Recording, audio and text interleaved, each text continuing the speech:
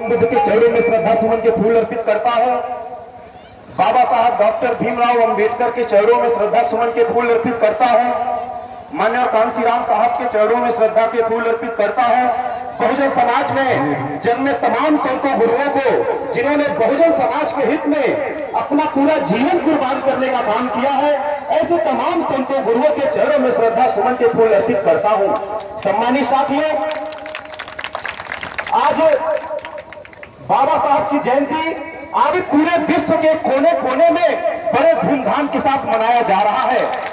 और आज जो मैं आपको बातें बताने जा रहा हूं, ऐसा नहीं है उन बातों को आप जानते नहीं हैं, ऐसा नहीं है वो बातें नहीं है, लेकिन आपको उन बातों के पीछे दोबारा ले जाने का मकसद बस इतना है कि आपके यादें एक बार फिर से ताजा हो जाए। आपके समाज में जिन महापुरुषों ने आपके हित में अपना पूरा जीवन समर्पित करने का काम किया है, उनको आप एक बार फिर याद करें, आपका खून एक बार फिर खोले और आप एक बार फिर समाज को आगे बढ़ाने की ओर निकल जाए। मेरे सम्मानित साथियों, आज इस देश में, मेरे सम्मानित साथियों, आज इस देश में दो तरह की विचारधारा काम कर रही है। एक वो लोग हैं जो बाबा साहब के प्रतिमा के सामने, बाबा साहब के चित्र के सामने जब पुष्पांजलि अर्पित करते हैं, जब माल्यार्पण करते हैं, तो वो शपथ लेते हैं कि हम बाबा साहब के सपनों के भारत को साकार करने का काम करेंगे। और दूसरी तरफ वो लोग होते हैं जब बाबा साहब के प्रतिमा के सामने जाते हैं, बाबा साहब के चित्र के सामने जाते हैं, पुष्पांजलि अर्पित करते हैं, माल्यार्पण करते हैं, तो वो प्रतिबद्ध होते हैं कि हम बाबा साहब के सपनों को कभी साकार नहीं होने देंगे, बाबा साहब के सपनों के भारत को कभी पूरा नहीं होने देंगे। ऐसी दो विचारधारा इस देश में काम कर रही है। दूसरी विचारधारा कहती है कि इस देश में जो गरीब तबके के लोग हैं, जो पिछड़े समाज के लोग हैं, जो अल्पसंख्यक समाज के लोग हैं, जो गरीब समाज के लोग हैं, जो दलित समाज के लोग हैं, जो मजलूम समाज के लोग हैं, उनको गुलाम बनाकर रखने की साजिश चल रही है। और दूसरे और एक हमारे लोग हैं जो बाबा साहब के सपने को पूरा करने के लिए हमारे अंदर, हमारे लोगों के बीच में आजादी लाने की बात करते हैं। और ये आजादी के नाम पे पहले मैं चाहूंगा, मेरे सम्मानित साथियों, एक नारा छूट गया, पहले नारा हो जाए। आप लोग काफी देर से बैठे हुए हैं, आप लोग बोलिएगा जय भीम, जय जय जय जय जय भीम, जय भीम, जय भीम, जय जय जय जय जय भीम, जय भीम, जय भीम, जोर से बोलो जय भीम, जय भीम, जय भीम, होश में बोलो जय भीम, जय भीम, जय भीम, होश में बोलो जय भीम, जय भीम, जय भीम, हाथ उठाकर जय भीम। जय भीम, जय भीम। धन्यवाद साथियों। साथियों, मैं बता रहा था आपको कि बाबा साहब ने हमारे लिए जो किया है बड़ा अनमोल किया है। अगर हम अपने शरीर के चमड़े का जूता बना करके बाबा साहब के पैरों में पहना दे, तब भी उनका आजीवन कर्ज हम नहीं उतार सकते हैं। बाबा साहब के हम इतने गिरी हैं। और बाबा साहब के बारे में आप लोग जानते हैं, हमारे तमाम वक्ता साथियों ने बताया कि बाबा साहब जब गोलमेज सम्मेलन के लिए जा रहे थे, अभी वो एयरपोर्ट पर पहुंचे ही थे कि पीछे से उनके भाई दौड़ते हुए आए। उनके भाई ने कहा, भीमा तू कहां जा रहा है, रुक जा, तेरा राज दुलारा बेटा, तेरा दिल का टुकड़ा, तेरा दिल का कलेजा, तेरा बेटा अब इस दुनिया में नहीं रहा भीमा, तू वापस घर चल, तू लंदन मत जा।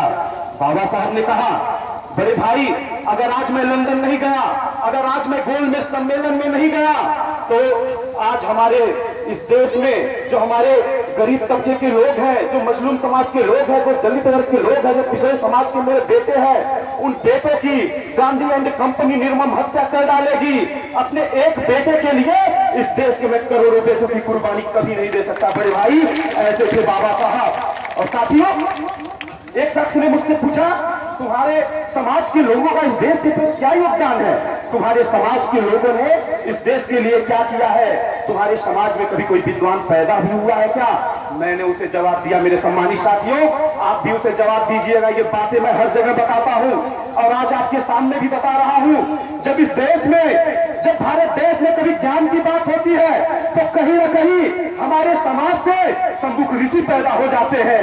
जब इस देश में कभी प्रतिभा की बात होती है, तो कहीं ना कहीं हमारे समाज से एक लक्ष्य निकल करके आते हैं। जब इस देश में कभी शक्ति और भक्ति की बात होती है, तो कहीं ना कहीं हमारे समाज से मनचंदा कठौती में गंगा करके दिखाने का काम संत रविदास जैसे लोग करते हैं।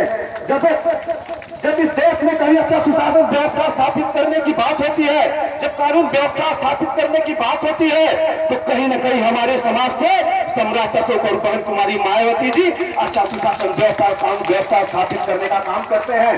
जब आधुनिक भारत में या आधुनिक राजनीति में नए भारत के उदय की बात होती है, तो कहीं न कहीं हमारे समाज से माननीय कांशीराम साहब पैदा हो जाते हैं।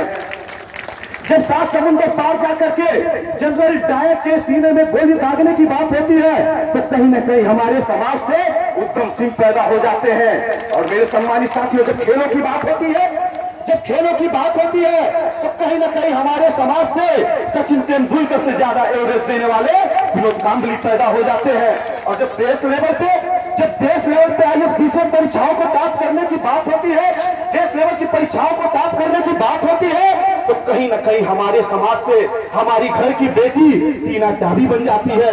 और जब ओलंपिक के खेलों में भारत की तरफ से सूखा पड़ रहा होता है, जब भारत की तरफ से कोई ओलंपिक का पदक लाने वाला नहीं होता है, तो कहीं न कहीं हमारे समाज से हमारी बहन, हमारी बेटी दीपा करमाकर निकल करके आती है, जो ओलंपिक के खेलों से पदक लेकर के आने का काम करती है। और जिसके लिए मैंने ये सारी बातें बताई, जिनके लिए आज आप यहाँ पे इस कार्यक्रम को आप लोगों ने आयोजित किया है, जब कभी इस विश्व में पूरे विश्व लेवल पे जब कभी शौर्य की बात होती है, जब कभी साहस की बात होती है, जब कभी विश्व लेवल के विश्व विद्वान की बात होती है, तो कहीं न कहीं हमारे समाज से भारत को दुनिया का सर्वश्रेष्ठ संविधान देने वाले बाबा साहब डॉक्टर अम्बेडकर निकल करके आते हैं। हमें तो फक्र होता है, ऐसे समाज के हम वंशज हैं, ऐसे लोग हमारे पूर्वज रहे हैं। और मैं तो कहता हूं, बाबा साहब के नाम पे और अपने समाज के महापुरुषों के नाम पे अगर कोई मेरा गर्दन मांगे तो अपना गर्दन कटा करके मैं देने का काम करूंगा।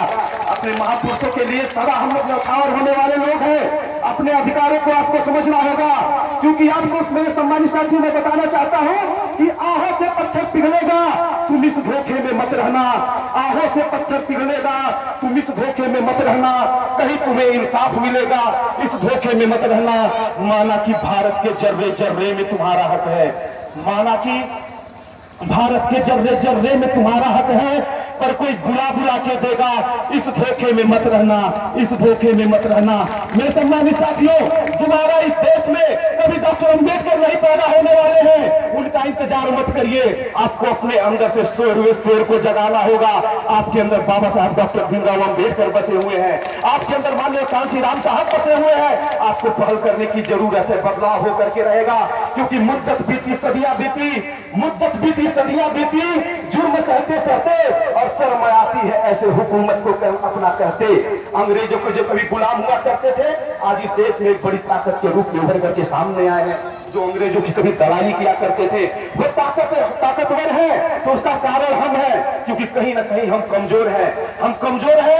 उसका तात्पर्य सिर्फ ये नहीं है कि वो ताकतवर है इसलिए हम कमजोर है, तो इसका सीधा सा मतलब है कहीं ना कहीं हम संगठित नहीं है। हम बात करते हैं कि शिक्षित बनो, संगठित हो, संघर्ष करो, शिक्षा तो हम लेने का काम करते हैं, लेकिन कभी हम संगठित नहीं होते हैं। और जो हम संगठित नहीं होते हैं, जिसकी वजह से हम कभी संघर्ष नहीं कर पाते हैं। मेरे सम्मानित साथियों, आपको तो याद करना होगा, बाबा साहब ने अकेले उस वक्त संघर्ष किया था। हमारे एक साथी ने बताया कि पेशवाओं का समय हुआ करता था जब हमारे गले में हांडी और कमर में झाड़ू बांधा जाता था, हमारी परछाइयों से लोगों को बदबू आती थी, लेकिन बाबा साहब ने इतिहास को पलटने का काम किया है, क्योंकि हमारे ही समाज के लोग इतिहास को बदलने और बनाने का काम करते हैं। आप तो उस समाज के लोग हैं। बाबा साहब ने हमारे गले से हांडी को निकाल के फेंक दिया, कमर से झाड़ू को निकाल करके फेंक दिया। जिस गले में हांडी हुआ करता था, जिस कमर में झाड़ू हुआ करता था, उस गले में टाई बांधने का काम बाबा साहब ने किया। जिस कमर में झाड़ू हुआ करता था, उस कमर में अगर बेल्ट बांधने का अधिकार किसी ने दिया तो बाबा साहब ने दिया। हम तो ऐसे समाज के पूर्वज हैं, ऐसे पूर्वजों के वंशज हैं। मेरे सम्मानित साथियों, हमारी माताएं बहनें तमाम बैठी हुई हैं, हमारी तमाम माताएं बहनें बैठी हुई हैं। एक वक्त हुआ करता था जब वो कभी घर से निकल नहीं पाती थी। जब पति की मृत्यु हो जाती थी तो पति के अर्थी के साथ में पत्नी को जिंदा जला दिया जाता था। महिलाओं को कभी शिक्षा का अधिकार नहीं था, संपत्ति का अधिकार नहीं था, लेकिन बाबा साहब ने अपना पूरा जीवन महिलाओं के हित में ही समर्पित करने का काम किया है। महिलाएं अगर आज आजाद घूम रही हैं, अगर गुलामी की बेड़ियों के जंजीरों से महिलाओं को आजाद किसी ने कराने का काम किया है, तो बाबा साहब डॉक्टर भीमराव अंबेडकर ने किया है। मैं अक्सर देखता हूँ लोग मंचों पे आते हैं, भाषण देते हैं, बाबा साहब की बात करते हैं, तथागत की बात करते हैं, लेकिन जब उनके घरों में आप पलट करके झांक के देखेंगे तो उनकी पत्नी पता चलता है बृहस्पतिवार का व्रत रखी हुई है, उनकी बेटी सोमवार और शुक्रवार का व्रत रखी हुई है, उनका बेटा मंगलवार का व्रत रखा हुआ है। उस व्यवस्था से आपको निकलना होगा। बाबा साहब का भी जन्म हिंदू धर्म में नहीं हुआ था। उनके जो परिवार के लोग मानने वाले थे वो संत कबीर महाराज को मानने वाले थे। कांसीराम साहब के भी परिवार के लोग हिंदू धर्म को मानने वाले नहीं थे। जिन लोगों ने हिंदू धर्म का त्याग किया है वो इस देश में इतिहास बनाने का काम करते हैं। उनके पुरखों ने, उनके बच्चों ने इतिहास बनाने का काम किया है। आज बौद्ध धर्म को आगे बढ़ाने की जरूरत है, लेकिन ये कहीं हम मंचों पे खड़े होकर के बौद्ध धर्म को आगे बढ़ाने को ऐसा कदापि नहीं हो सकता। मेरे सम्मानित साथियों, हमें जब हम कभी बौद्ध मठों की बात करते हैं तो हमारे लोग कहते हैं किसी बौद्ध मठ में चले जाइए, वहां का मठाधीश ब्राह्मण है, वहां का मठाधीश क्षत्रिय है। क्यों नहीं रहेगा? वो रहेगा क्योंकि आपने अपने बेटों की कभी कुर्बानी देना नहीं सीखा है। आप अपने बेटों को किसी नगर के मठों में भेजना शुरू कर दीजिए, सारनाथ के मठों में अपने बेटों को भेजना शुरू कर दीजिए, वहां की शिक्षा दीक्षा दिलवाइए। वहां का मठाधीश हमारे समाज का होगा। जब मठाधीश उन मठों का हमारे समाज का होगा तो बाबा साहब की विचारधारा, तथागत गौतम बुद्ध ने जो अपने सपने देखे हुए थे, पूरे विश्व में जो मानवता का पाठ पढ़ाया हुआ था, आज जो भारत से मानवता का पाठ खत्म हो चुका है, उसे पूरा करने का काम हमारे वो बच्चे करेंगे जिन्हें आप बौद्ध मठों में भेजने का काम करेंगे। मेरे सम्मानित साथियों, संचालक महोदय ने मुझे बहुत कम समय दिया है, लेकिन मैं उनसे क्षमा चाहता हूं, मैंने थोड़ा समय ज्यादा लिया। तमाम वक्ता साथी हैं, एक से बढ़कर एक विद्वान साथी, हम उन्हें भी सुनना चाहेंगे। इन्हीं सब बातों के साथ मैं अपनी वाणी को विराम देता हूं। जय भीम, जय भारत, नमो बुद्धाय।